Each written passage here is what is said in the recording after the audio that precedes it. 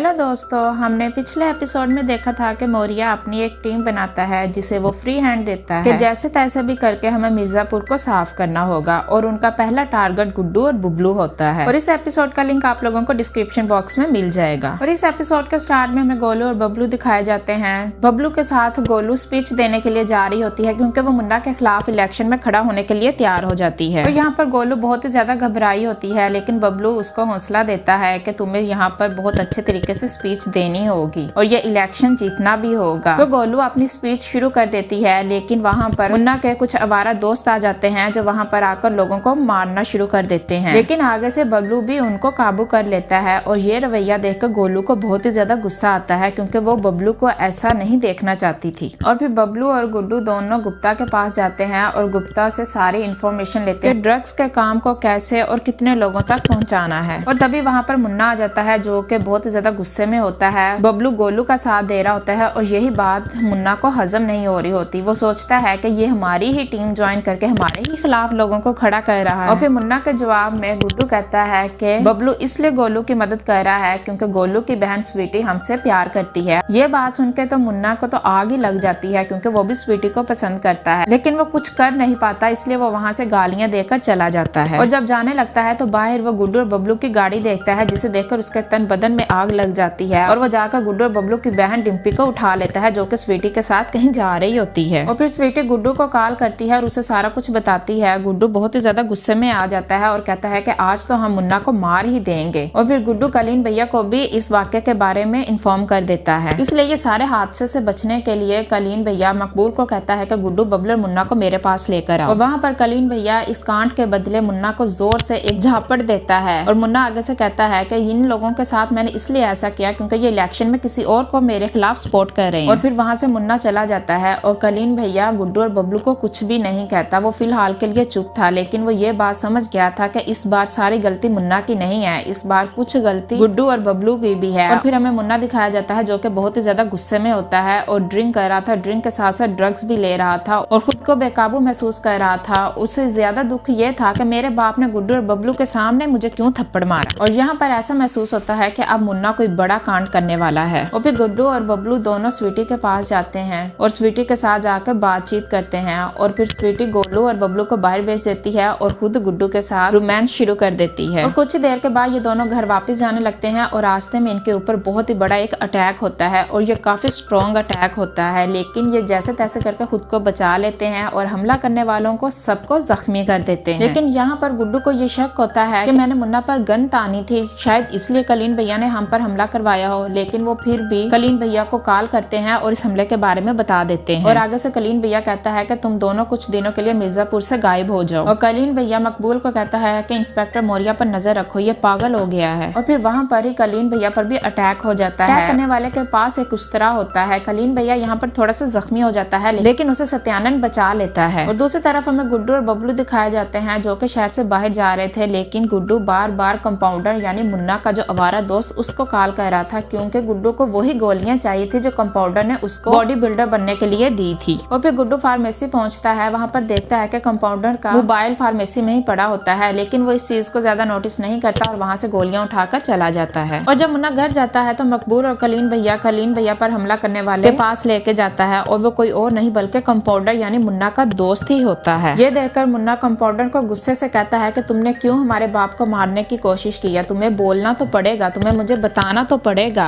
आगे से कंपाउंडर कहता है कि मैं कोई मारने की नीयत से नहीं गया था, मैं तो वहाँ पर चोरी करने के लिए गया था। आगे से कलीन भैया आ गए और मैंने उन पर हमला कर दिया। और यहाँ पर हमें यह भी पता चलता है कि कंपाउंडर को भेजने वाला मुन्ना भैया ही था, लेकिन जब कंपाउंडर पकड़ा गया तो उसने मुन्ना का नाम नहीं लिया बल्कि सारा इल्जाम अपने सर पर ले लिया। और फिर कलीन भैया मुन्ना को ऑर्डर देता है कि इसे काट डालो और मुन्ना को वो ऑर्डर मारना पड़ता है। और यहाँ पर वो कंपाउंडर को मार तो देता है, लेकिन उसे बिल्कुल भी मारकर अच्छा नहीं लग रहा होता। वो कंपाउंडर की मौत पर बहुत ज्यादा दुखी होता है, इसलिए मुन्ना गुस्से में आकर घर में तोड़फोड़ भी करना शुरू कर देता है। और फिर हमें इंस्पेक्टर मौर्या दिखाया जाता है। इंस्पेक्टर मौर्या ने बहुत सारे लोगों को गुड्डू और बबलू को मारने के लिए भेजा था, लेकिन गुड्डू और बबलू ने उन सब लोगों को जख्मी कर दिया था। इसलिए इंस्पेक्टर मौर्या अपनी टीम से कहते हैं कि ये बात थाने से बाहर नहीं जानी चाहिए कि जो लोग हमला करने के लिए गए थे वो लोग खुद ही जख्मी होकर आ गए हैं। हम लोग यही कहेंगे कि ये लोग ट्रेनिंग में ही चोट खाकर आए हैं। दूसरी तरफ हमें गुड्डू और बबलू दिखाए जाते हैं जो कि गाजीपुर पहुंच जाते हैं और वहाँ जहाँ पर उन्हें गुप्ता का एक आदमी मिलता है जो कि इन दोनों को होटल में लेकर जाता है। और यहाँ पर बबलू का तो इरादा था कि वो कुछ दिन सुकून से रहकर यहाँ से वापस मिर्जापुर के लिए निकल जाएगा, लेकिन गुड्डू का ये करने का इरादा बिल्कुल भी नहीं था। गुड्डू कहता है कि अगर कुछ दिनों के लिए यहाँ पर आए हैं तो क्यों ना यहाँ पर भी पैसा छापा जाए। वहाँ पर गुप्ता का आदमी कहता है कि ठीक है, मैं कल आप लोगों को एक पार्टी से मिलवाऊंगा जो कि आप लोगों से बंदूकें खरीद लेगी। और सुबह गुड्डू और बबलू दोनों उस टीम से मिलते हैं और अपनी गन्स जो कि वो सैंपल के तौर पर साथ लाए थे वो चेक करवाते हैं।